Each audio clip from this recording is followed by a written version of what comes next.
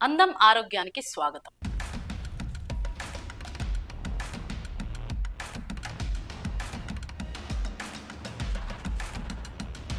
Vitamin C లాభ నష్టాలు ఏంటో ఒకసారి తెలుసుకుందాం. అయితే అప్పుడప్పుడు నిమ్మజాతి పండ్లు తీసుకుంటున్నారా? వద్దు.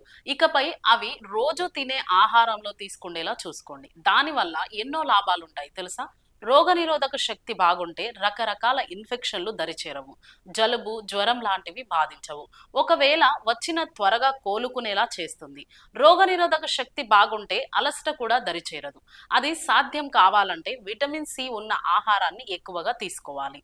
బరువు తగ్గాలనుకుంటున్నారా? రోజువారీ ఆహారంలో ఈ పోషకం వీలైనంత ఎక్కువగా ఉండేలా చూసుకోవాలి.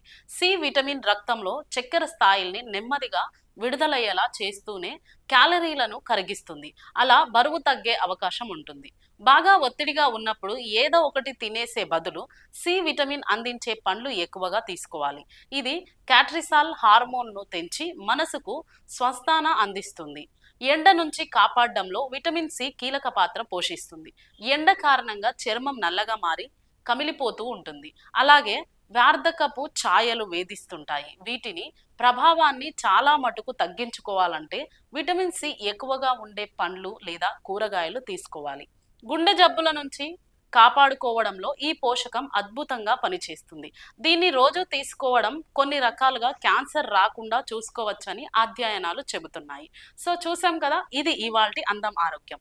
మళ్ళీ రేపు మంచి మంచి చిట్కాలతో మీ ముందుకు వచ్చేస్తాను. అంతవరకు చూస్తూనే ఉండండి టుడే 18 న్యూస్.